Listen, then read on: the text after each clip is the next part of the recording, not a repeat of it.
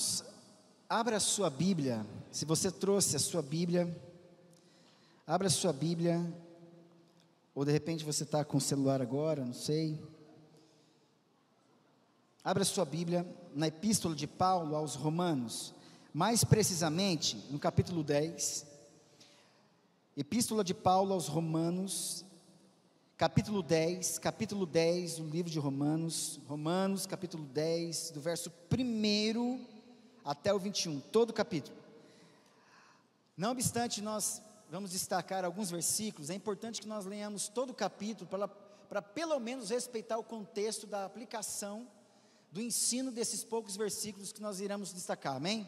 É muito importante essa descrição e essas observações, uma vez que nós temos hoje pessoas que estão pegando isoladamente algum versículo, estão aí escolhendo a sua própria interpretação, o que faz elas caírem na cilada da heresia. A palavra heresia significa aquilo que eu escolho. Então, nas muitas categorias de profissão aí, né, de muitas ciências, também existe aqueles que escolhem as suas teorias, os seus pensamentos. Então, heresia é aquilo que eu escolho a respeito de um conteúdo. A gente não respeita toda a Constituição e pega só uma parte da Constituição e quer dizer que serve para tudo, mas não respeita os outros incisos, os outros artigos. Então, no meio do direito também tem as suas heresias. Na medicina tem as suas heresias. Na psicologia tem as suas heresias. Dentro da nossa casa também tem as nossas heresias. A gente escolhe fazer o que a gente quer e acha que isso é lei, quando está prejudicando um ao outro. Olha que interessante isso. Então, para não cair na tentação da leviana interpretação e da errônea e trágica heresia de fazer uma escolha qualquer, sem sentido, nós vamos ler todo o capítulo de Romanos 10, amém? A partir do verso 1 até o verso 21, diz assim a palavra do nosso Deus. Importante saber que ainda Paulo está na primeira parte de ensino teórico, teológico, doutrinário. Vamos lá.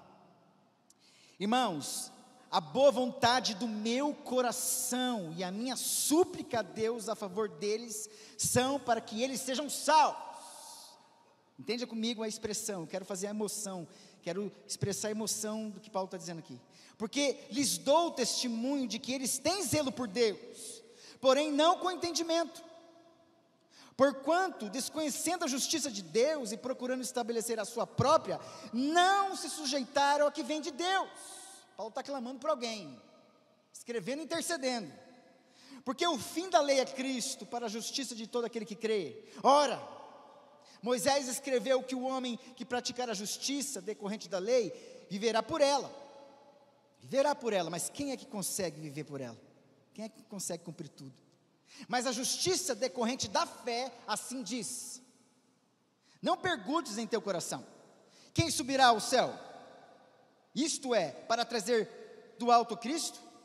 Ou, quem descerá ao abismo? Isto é, para levantar Cristo dentre os mortos?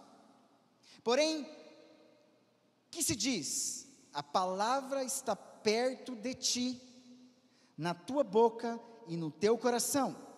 Isto é, a palavra da fé que pregamos. A palavra da fé que pregamos. Se com a tua boca confessares Jesus como Senhor, e em teu coração creres que Deus o ressuscitou dentre os mortos, serás salvo. Porque com o coração se crê para a justiça, e com a boca se confessa a respeito da salvação. Porquanto a Escritura diz: todo aquele que nele crê não será confundido, pois não há distinção entre judeu e grego. Presta atenção, aqui ele está escrevendo justamente para judeus e gregos cristãos. Ele está escrevendo aqui para crentes, não pessoas que não são crentes. Mas ele está dizendo que muitos judeus que estão perto deles, que estão próximos deles, se enquadram dentro daquilo que nós vamos ver daqui um pouco. Paulo está dando chance, avisando sobre isso. Todo mundo tem chance, todo mundo pode ouvir, todo mundo pode crer. Mas olha o versículo 12: pois não há distinção entre judeu e grego, uma vez que o mesmo é o Senhor de todos, rico para com todos os que o invocam. Por quê? Porque todo aquele que invocar o nome do Senhor será salvo. Todo aquele que invocar o nome do Senhor será salvo. judeu, romano, grego, enfim, argentino, amém? Tem argentino aqui? Tem? Também é salvo, gente. Tô brincando, sem xenofobia aqui. Vamos lá, verso 14: como porém invocarão aquele em quem não creram? E como crerão naquele de quem nada ouviram? E como ouvirão se não há quem pregue? Olha só, perguntas importantes. E como pregarão se não forem enviados? Como está escrito: quão formosos são os pés dos que anunciam coisas boas. Verso 16 diz assim, que mostra um outro retrato, um outro lado dessa desejada por Paulo. Verso 16 diz assim: mas nem todos obedeceram ao evangelho, pois Isaías diz: Senhor, quem acreditou na nossa pregação? E assim, a fé vem pela pregação, e a pregação pela palavra de Cristo. Mas pergunto, porventura não ouviram?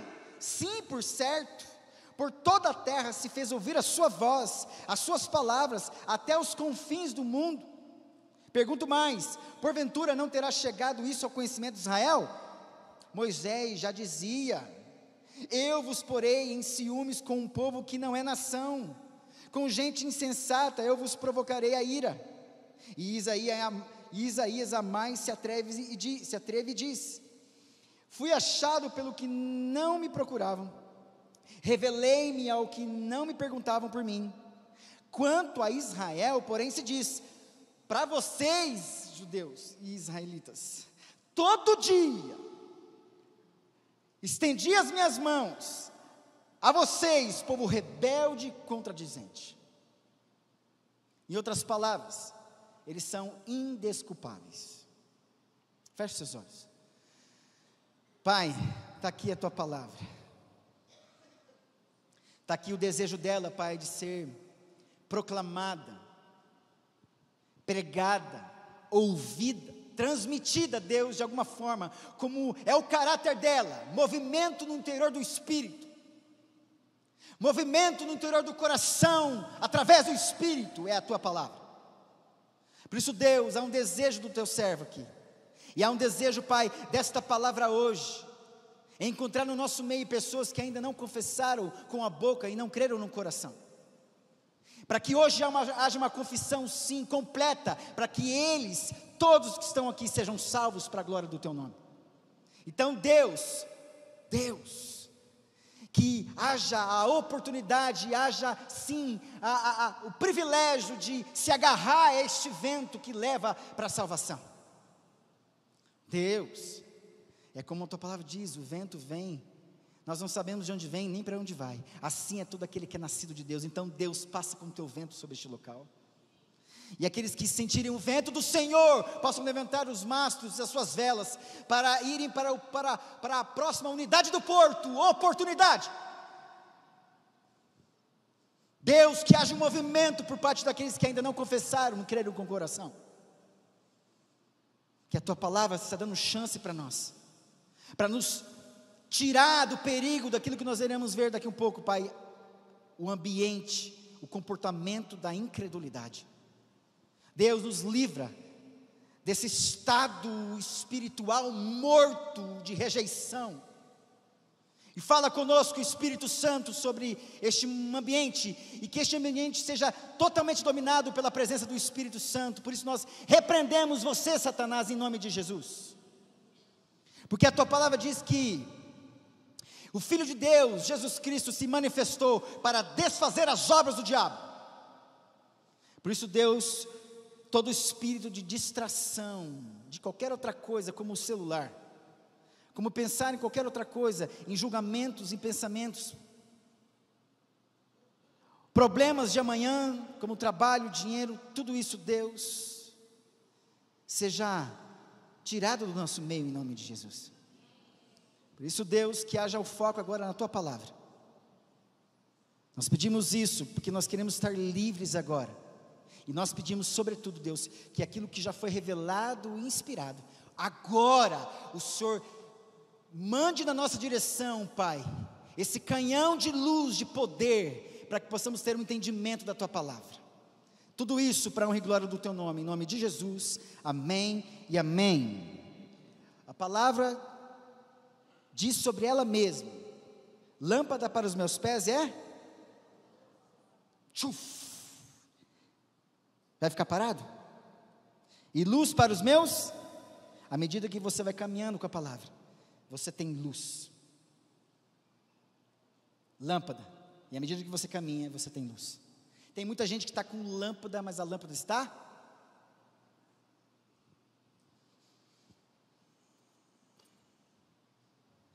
apagada. Irmãos, Romanos capítulo 10 se enquadra dentro do primeiro bloco doutrinário. Gosto de entender, fazer um pouco da introdução, de onde nós nos localizamos como livro, epístola e também capítulo. Paulo escreve aos Romanos quando ele não tinha ainda visitado Roma, importante saber disso. A data mais provável foi 56 anos depois de Cristo, né? Então vamos lá, Jesus morreu com 33, certo? Então 33 para chegar no 56 dá quanto? Vai? 23, vocês me ajudaram. Então 23 anos depois, olha só, 50, porque zero, né? Um ano zero, antes de Cristo. Mas depois de 23 anos da morte de Cristo, 23 anos depois, ele escreve essa carta.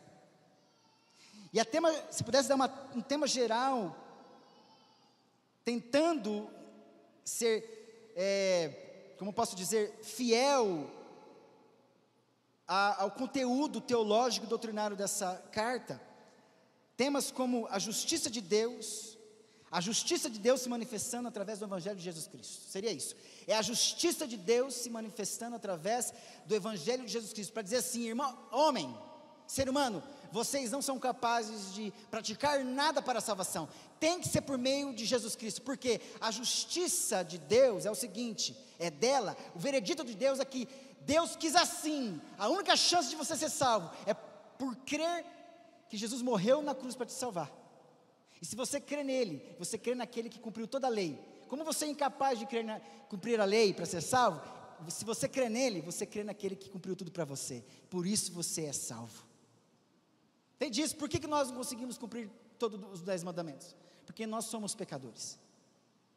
A gente consegue um ou outro, lembra do jovem rico? Ele fala todos os mandamentos que estão relacionados com pessoas.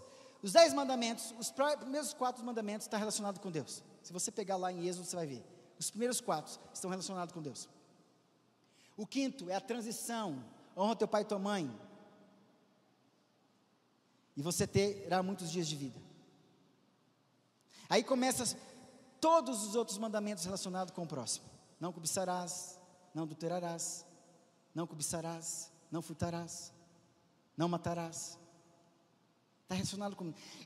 o jovem rico chega para Jesus e tenta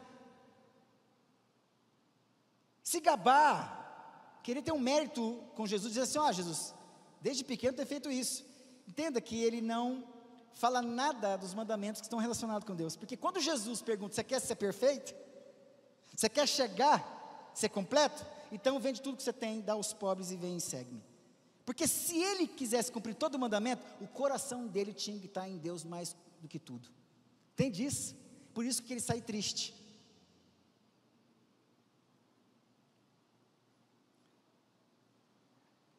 Por que eu estava falando isso mesmo?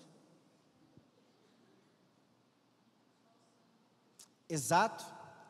Só a justiça de Deus pode nos salvar, que é a justiça sobre o Filho dele, ele entregando o próprio Filho para morrer por nós. Então não é pelos 10 mandamentos, não obstante os 10 mandamentos serem criados por Deus, é bom e justo, mas nós não conseguimos, porque os 10 mandamentos retratam exatamente todas as transgressões que são comuns a nós. Exatamente isso. Foi criado 10 mandamentos não à toa, para inventar pecado, inventar lei. Não, foi justamente porque eram exatamente os pecados mais comuns e mais tristes em relação a Deus, aos pais e ao próximo. Não cumprindo, não conseguindo, precisou ter alguém que cumprisse para nós, Jesus Cristo. Então a única chance de eu cumprir os 10 mandamentos é viver agora pela justiça da fé, pela fé em Jesus Cristo, amém? É a única nossa chance. Vamos lá, palavras que nós temos muitas aqui em Romanos: justiça, fé, justificação, lei e graça. As características dessa carta, interessante que Romanos é comumente considerada a maior exposição da doutrina cristã em qualquer parte das Escrituras. Contém um desenvolvimento ordenado e lógico das profundas verdades teológicas. Eu já venho falando isso. Em vista de seus planos pessoais, Paulo escreveu para apresentar a uma igreja que nunca tinha visitado. Ao mesmo tempo, ele apresentou uma declaração completa e ordenada dos princípios fundamentais do evangelho que pregava. Esse é o propósito de Paulo. Não vou jogar o paletó, fica tranquilo. Vamos lá. Sendo assim, irmãos, para a gente se localizar, a gente precisa entender que Paulo está pregando para alguma comunidade que ele nunca tinha ido, mas que ele foi depois. Até aqui, Paulo não tinha conhecido, porém, Paulo, ele se preocupa em explicar para judeus daquela comunidade que ainda há esperança para eles. Deus não rejeitou Israel porque não creu, presta atenção, alguns creram, e por causa de que alguns não creram, muitos foram prejudicados. Entenda que um pai que não crê dentro da sua casa, e que pai é o cabeça da casa, porque não crê, falha em ter uma facilidade por trazer e abrir a porta de casa para Deus entrar. Se Deus não consegue com o pai, faz com a mãe. Se não consegue com o pai e com a mãe, faz com o filho. Ou faz com uma criança. Alguém entra e Deus acha esperança, ou Deus acha um instrumento em alguma pessoa para levar o evangelho, porque a ideia é que o evangelho seja pregado. Se o pai que está ouvindo aqui não está entendendo, não quer crer, tem dificuldade no seu coração, então que ali embaixo, no departamento infantil, haja crianças que sejam atingidas pelo evangelho de Jesus Cristo. Olha o barulho delas. É isso, barulho, é som, é voz. Nós vamos ver aqui, é som, é voz. Paulo tem a intenção, ele tem um desejo de dizer assim: olha, meus irmãos, eu sou judeu também, e o meu desejo é que vocês sejam encontrados como eu fui encontrado no caminho de Damasco. E ele deseja que esse povo seja salvo, e ele explica como deve ser feito isso. Então tem que ter alguém que pregue, tem que ter um conteúdo que salve, tem alguém que tem que ser enviado para isso, porque se não for enviado, quem é que vai ser recebido por eles, atingido por eles? Enfim, o Romanos capítulo 10 se encaixa dentro de um bloco que especificamente Paulo se se permite a falar exatamente a relação de Deus com Israel, porque aqui nessa comunidade tem judeus. Paulo era apóstolo dos gentios, mas também pregava para os judeus. Mas aqui ele fala assim: olha, não pense vocês gentios que vocês foram privilegiados, porque na rejeição deles eu tive que abrir a mensagem. É aquela coisa assim: se ninguém vem na minha festa, então eu vou convidar quem está disponível. Eu chamei exclusivamente vocês para a minha festa. Eu quero usar vocês para pregar o evangelho para toda criatura, vocês judeus, hebreus, mas vocês me rejeitaram. Então, estou cuspindo aqui, cuidado, misericórdia.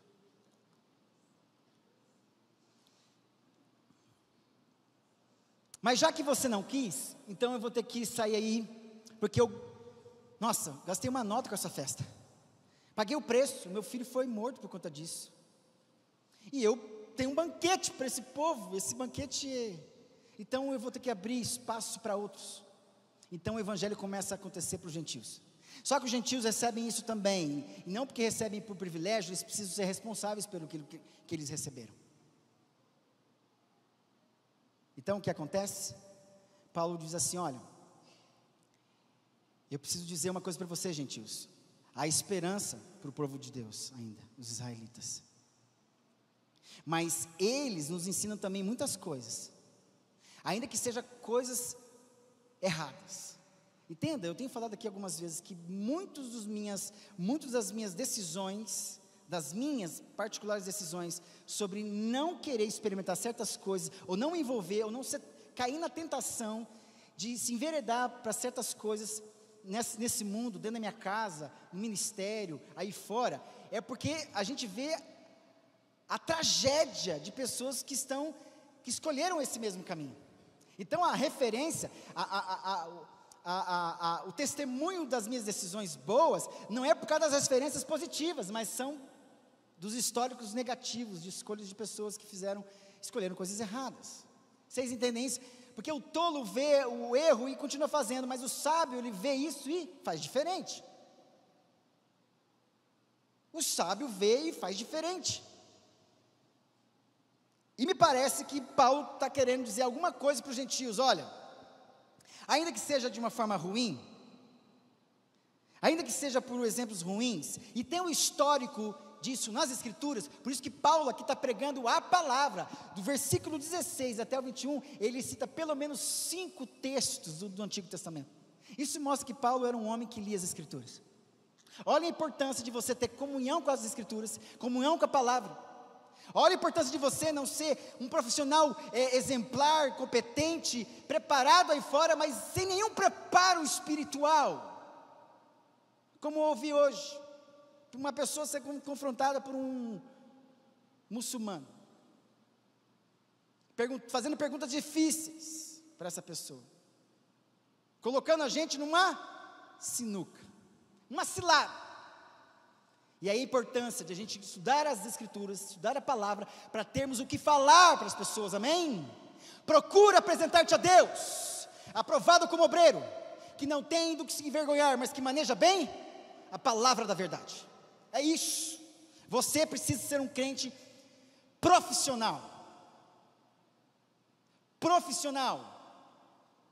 preparado, para que você seja um homem e uma mulher de Deus perfeito e perfeitamente habilitado para toda boa obra. Quem te prepara com a habilitação com essa habilitação? As Escrituras divinas, a Escritura divina, inspirada por Deus, útil para ensinar, repreender, corrigir e educar na justiça. Sendo assim, e tendo esse conteúdo, a gente tem conteúdo para pregar para aqueles que nunca ouviram, certo? E a pregação não é sobre um conteúdo, mas ela é falada. É sobre um conteúdo, mas ela é falada. A gente vai ver essa diferença.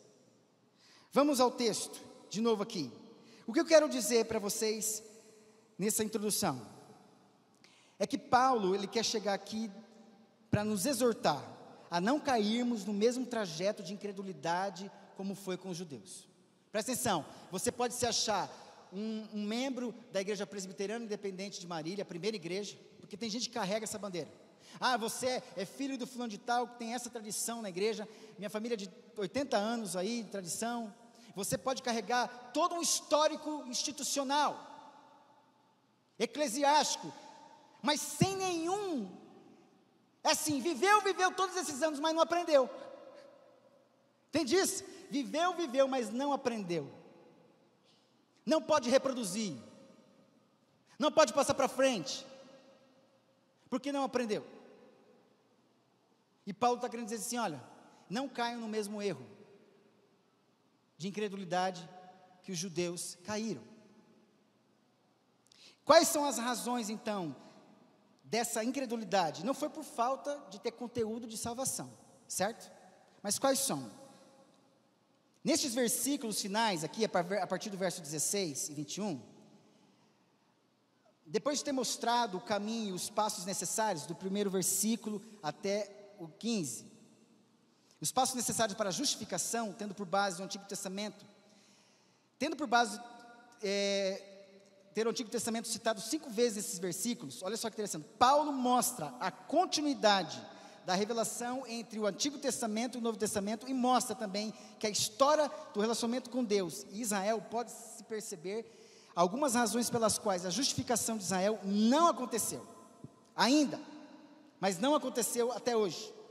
Tentando entender como a incredulidade levou a Israel a rejeitar a justificação, o apóstolo aqui, em resumo, afirma o seguinte: a justificação somente será impedida por causa da incredulidade. A justificação não é pelas obras, certo? Pelas obras da lei, mas sim pela fé. Você é justificado pela fé. Se você crê em Jesus Cristo, Ele te torna justo. É básico, é simples assim. Se você crê em Jesus Cristo, você já é uma pessoa justa diante dEle, não obstante você ser pecador ainda, precisando de cura, transformação, de ser curado, transformado. Mas está resolvido, aquilo que eu falei para você, a tua posição em Cristo está resolvida. Você precisa entrar no processo de santificação. E aí é onde nós demonstramos que nós de fato vivemos pela fé, sendo justificados a todo momento por Deus nesse caminho. Deus sempre é o advogado, como o Espírito Santo, e sempre o juiz, e aquele que Jesus, que assumiu a nossa bronca. O juiz, Deus, o Espírito Santo, nosso advogado, e Jesus Cristo diz assim: olha, foi por mim, foi por você que eu morri. Sempre terá um advogado para defender você. Teve que ser sobre Jesus, mas eu estou falando para você, vem, aceita o fato que Ele morreu por você, que está sendo condenado, porque a chance de você ser justificado é só por Ele. Não tem como você vir aqui me convencer o advogado, convencer a vítima, quem se entregou, e convencer o juiz, que é Deus. E está aí a nossa crise. A gente quer fazer parte ser o juiz, ser o advogado, ser a vítima, o advogado de defesa, o advogado de acusação. A crise é isso, crise é a palavra krinos no grego, que significa auto-julgamento. Esse auto-julgamento de querer viver a minha vida do jeito que eu quero, fazendo as minhas obras e me justificando, tentando me justificar, não é justificativa nenhuma, porque justificativa é um argumento que torna você justo. Pode ser uma explicação, um argumento, mas não uma justificativa, porque justificativa é qualquer argumento que torna você justo. Então nós não temos justificativa diante de Deus. A nossa única justificativa não, a nossa justificação, nós recebemos isso, somos passivos disso. É que se nós cremos pela fé em Jesus Cristo, Ele me torna justo, apesar dos meus pecados. Meu Deus. Mas está aqui o cenário da incredulidade, e as razões dessa incredulidade. Nesses versículos, Paulo faz 4 considerações sobre a incredulidade. Primeiro, ao verso 16 e 17.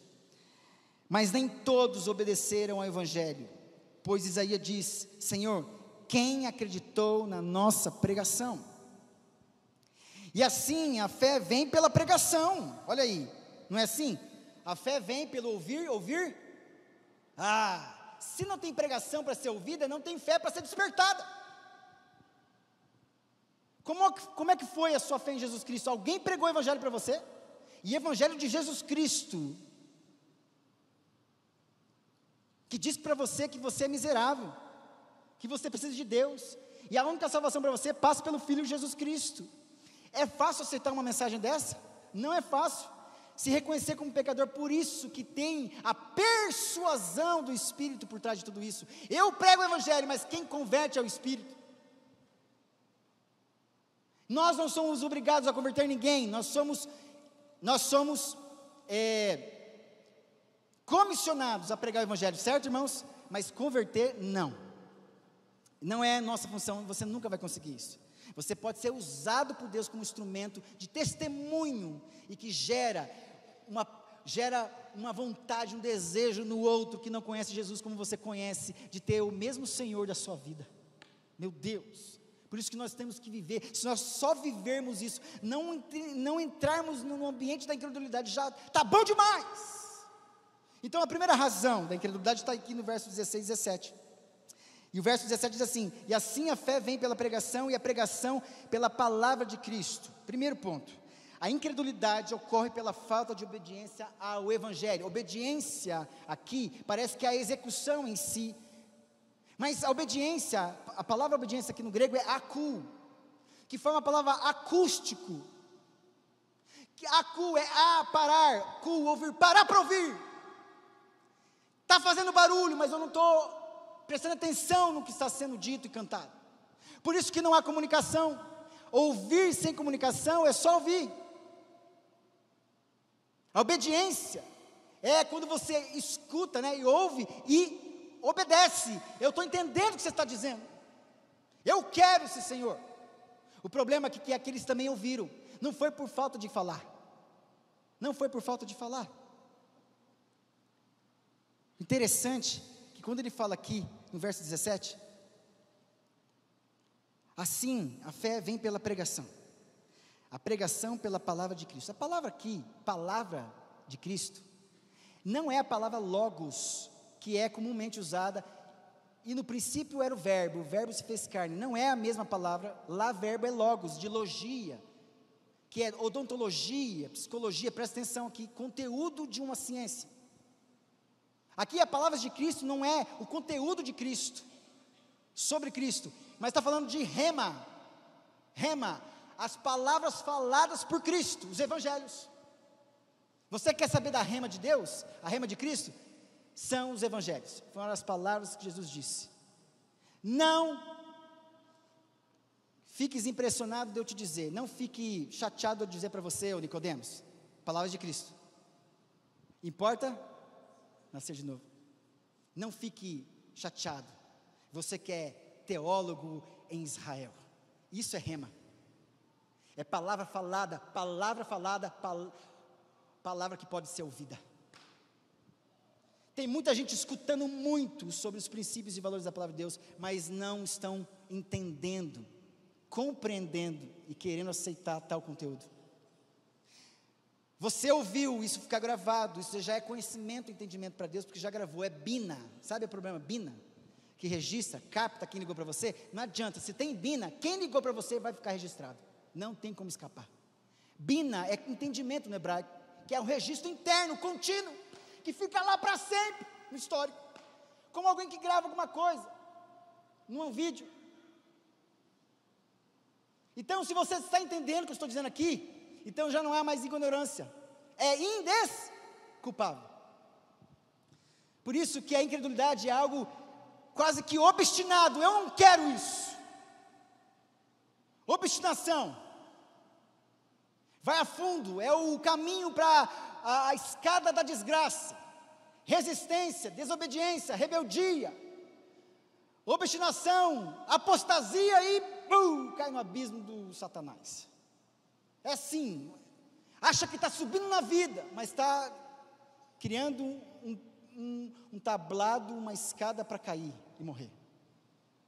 Porque a incredulidade primeira, e isso é retratado, Paulo fala isso que está escrito no Antigo Testamento, meus irmãos, no Antigo Testamento é recheado de histórias do povo de Israel, traindo Deus, desrespeitando Deus, não parando para ouvir rejeitando a palavra de Deus, é isso, rejeitando a palavra de Deus. E está aqui, verso 16 e 17, exatamente isso. Nem todos obedeceram, nem todos ouviram o evangelho de Deus. Ouviram, mas não obedeceram. E as palavras de quem? De Cristo. Olha a seriedade. Rejeição à palavra falada de Cristo. Não é o conteúdo geral da fé, das doutrinas mais importantes da história da vida cristã, da história da igreja. Não, é as palavras de Cristo. Isso fica muito grave, isso é muito grave. Então a primeira razão é a incredulidade ocorre pela falta de obediência ao evangelho. Como é que isso acontece na minha vida? Quando eu não obedeço os princípios comuns de tratar bem os meus filhos, minha esposa, o meu esposo, os meus funcionários. Eu não me amo, não respeito a mim mesmo, eu me permito ser um escravo da pornografia. Eu me enveredo em coisas de moralidade, de promiscuidade. Aí que está, você tem conhecimento de que isso não é bom para você, mas você afunda nisso. E aí você, em outras palavras, você ouviu, mas eu não quero obedecer, eu não quero parar para ouvir, não me fala isso mais. Não é uma boa notícia agora, eu estou na carne, eu quero o que eu quero fazer o que eu quero. Vocês estão entendendo o que eu estou dizendo, meus irmãos? É disso. A prática comum é essa, é que eu continuo falando mal dos meus irmãos, eu continuo sendo maledicente, eu continuo roubando, fazendo falcatrua no meu trabalho, eu continuo flertando com as coisas erradas. A obediência é a crença, e a crença são sinônimas em relação ao Evangelho. A descrença na pregação do Evangelho é sinal de desobediência, não parar para ouvir. A crença vem pela pregação, e pregação da palavra de Cristo, rema, palavra falada para escutar. Meu Deus, não vai faltar som para isso, a gente vai ver isso. Segunda razão da incredulidade. A incredulidade ocorre pela falta de se ouvir o Evangelho. Meu Deus, olha, parece um paradoxo isso, mas como assim? Eles estão ouvindo, sim, eles souberam que tem um som, mas porque comunicação, meus irmãos, não é aquilo que você ouve, é aquilo que você entende. Se eu posso estar gritando de um lado da rua e você é outro, fulano, eu estou ouvindo, mas não estou te entendendo, é isso.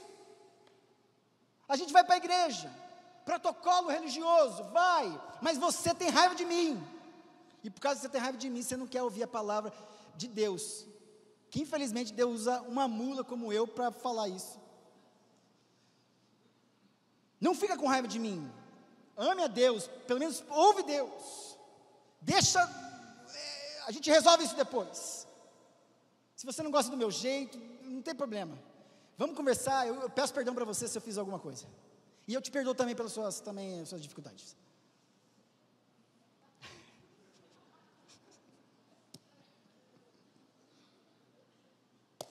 É para ouvir, eu quero que você saia ouvindo aqui hoje, amém? Amém, amém, vamos lá. Então a incredulidade ocorre por falta de se ouvir o Evangelho. Olha o verso 18 aí. Mas pergunto, porventura não ouviram? Não ouviram? Sim, por certo, por toda a terra se fez ouvir a sua voz. Aqui é som acústico, exatamente, é uma música, é uma nota de música tocada, literalmente aqui, fitógos, meu Deus, acústico, palavra falada, faz barulho, meu Deus. Lembra Jesus do Sermão do Monte, milhares de pessoas, há uma teoria de que as pessoas que estavam próximas de Jesus iam falando, por exemplo, eu falo aqui para o Júnior, Deus é bom, chega lá, Deus é sabão, não é, obrigado irmão, obrigado, Deus te abençoe,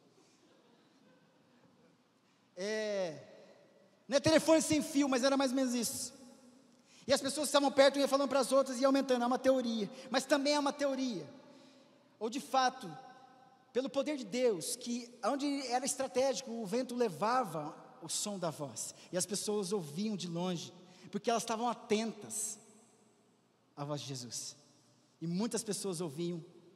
Então, palavra falada, rema, palavra que pode ser ouvida, e que é como um som, é isso. Então, desculpa para dizer que você não ouviu o que estou dizendo para você hoje, para você fugir da mentira, do engano, da falcatrua, da imoralidade, da promiscuidade.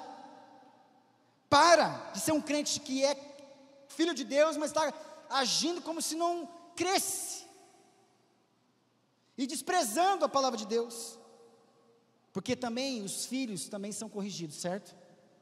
Os filhos também são corrigidos, os filhos também muitas vezes caem na tentação da incredulidade, é isso, é disso que Paulo está falando, não caia. O Evangelho não foi ouvido? Com certeza foi ouvido. O Evangelho foi ouvido e é anunciado até os confins da terra. Atos 1:18 está lá. Jerusalém, Samaria, Judeia, até os confins da terra. Um efeito centrífugo, do meio, e vai irradiando um poder de... enfim. Poucas são as etnias que ainda hoje não ouviram o Evangelho. Poucas. Mas vai chegar. Vai chegar. A terceira razão da incredulidade está aí no verso 19. A incredulidade ocorre pela falta de se conhecer o Evangelho, de obedecer, de ouvir e de se conhecer o Evangelho. Conhecer no hebraico é iadá. Não que iadá não aconteceu, não é isso não. É iadá. Para muitos que não crê, iadá, mas não deu. Vou fazer um trocadilho aqui, importante. Iadá é mãos na porta para ver. É alguém que tem mão, pode agir, Deus te criou com mão, miserável, e você pode abrir a porta, mas vai abrir a porta e não entra para ver. Iadá é a mesma palavra usada para relacionamento sexual íntimo com a esposa. Quando fala que Abraão conheceu Sara, que fulano conheceu Sara, iadá, alguém que tem a mão e que se movimenta tocando na esposa, vendo a esposa, experimentando a esposa. O relacionamento com Deus é muitas vezes comparado a essa intimidade sexual. Não que Deus quer, meu Deus, não pense nisso. A questão é do princípio da intimidade. De você ter intimidade com Deus. O Evangelho precisa ser algo íntimo da sua vida, de tal forma que transforma o teu ser.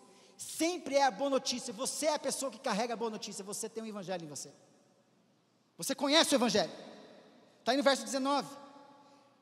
Pergunto mais: porventura não terá chegado isso ao conhecimento de Israel? Chegou sim. Moisés já dizia: eu vos porei em ciúme com um povo que não é nação, com gente insensata, eu vos provocarei a ira. Meu Deus. Deus, ele fez de tudo para provocar ciúme no povo dele em relação a Deus. Nem com isso o povo voltou para Deus. Sempre traindo Deus. Sempre traindo Deus. Desde os tempos antigos, Moisés, o Evangelho da graça foi anunciado. A oferta feita, todos deveriam ter enciumado os primeiros destinatários. O Evangelho foi ofertado a todos. O Evangelho ofertado a todos faz com que todos se tornem um só povo. E isso não aconteceu para eles. Sofreram muito. Aliás, eles continuavam traindo Deus.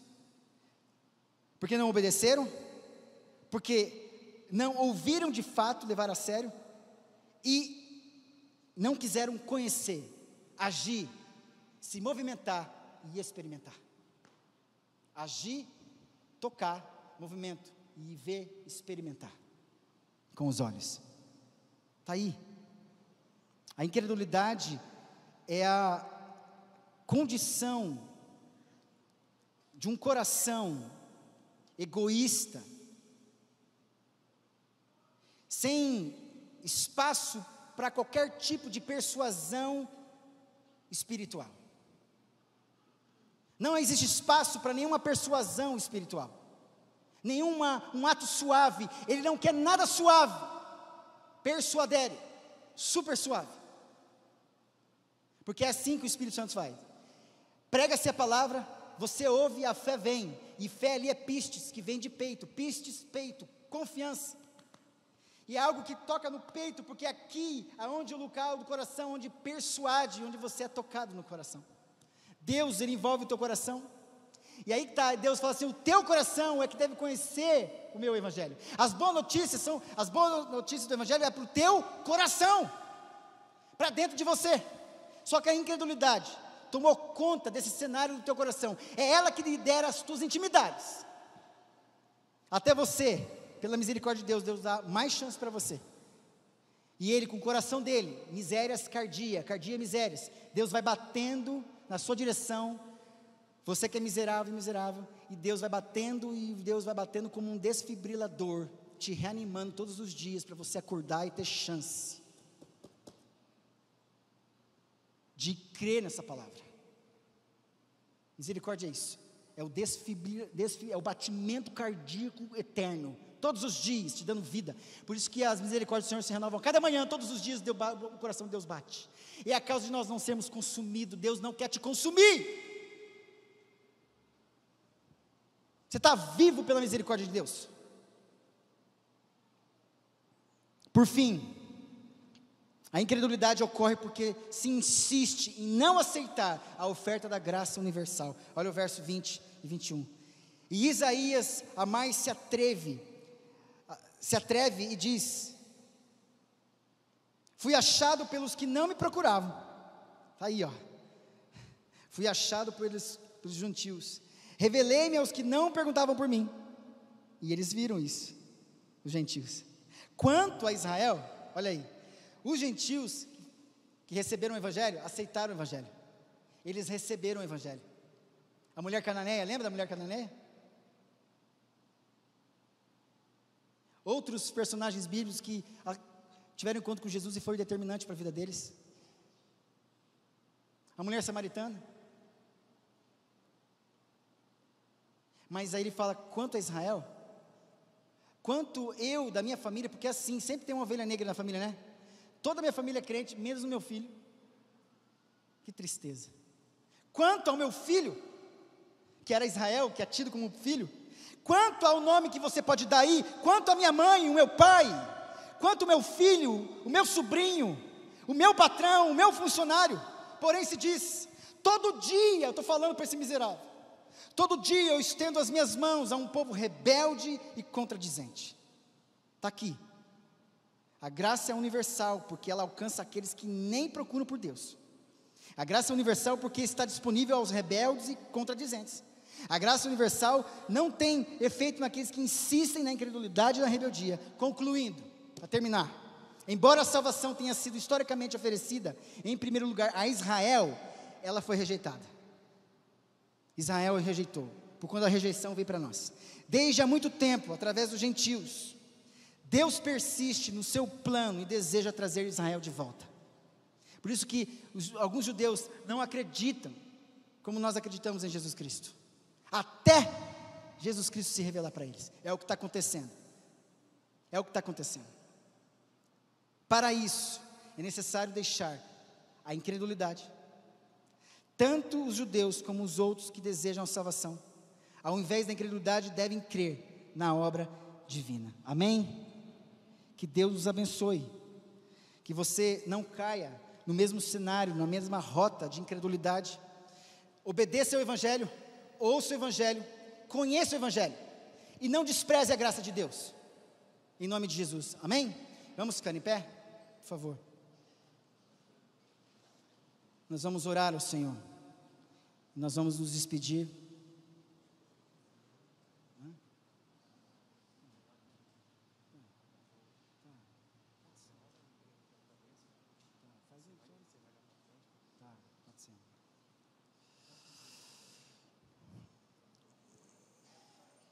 Talvez você fale assim, pastor, eu não tenho problema com isso, eu já creio em Jesus Cristo. Que bom, continue crendo. Não caia na tentação de ser autossuficiente. Todas as situações que Israel não creu, porque eles foram indo sem Deus. Na hora do aperto, eles corriam para Deus, igual criança. Quando está com fome, vem perto de você. Quando está com fome, está brincando, está longe. Só vai voltar porque tem necessidade. Não seja assim. Permaneça do lado do seu Pai, amém? Permaneça do lado do teu Senhor, Ele está do teu lado. Permaneça do lado do seu Consolador, o Espírito Santo, amém? Vamos orar? Pai bendito, recebe a glória, Pai, deste culto. Recebe o louvor, Pai, desta palavra. O louvor, Pai, dessas músicas. Pai, recebe a honra da fé exercitada pelos teus filhos nessa manhã. Cada um dos meus irmãos que estão aqui, Pai, de alguma forma creram e não querem flertar, Deus, com o ambiente da incredulidade. Não, eles querem obedecer, eles querem ouvir, eles querem conhecer, eles querem a graça do Senhor muito mais, muito mais. Então Deus, leva essa igreja que quer obedecer, que quer ouvir, que quer conhecer, que quer a tua graça, não só viver na misericórdia, mas desfrutar da graça do Senhor. Então leva Deus em paz, cubra eles com teu sangue, dê ordem aos teus anjos a respeito deles. Pai, revista todos com a armadura do Senhor, o capacete da salvação, a couraça da justiça, o cinturão da verdade, calçando os pés com a preparação do evangelho da paz, o escudo da fé, com o qual eles podem apagar todos os dados inflamados do maligno, e a espada do Espírito, que é a palavra de Deus, com toda oração e súplica por todos os santos. Pai, leva-os em paz.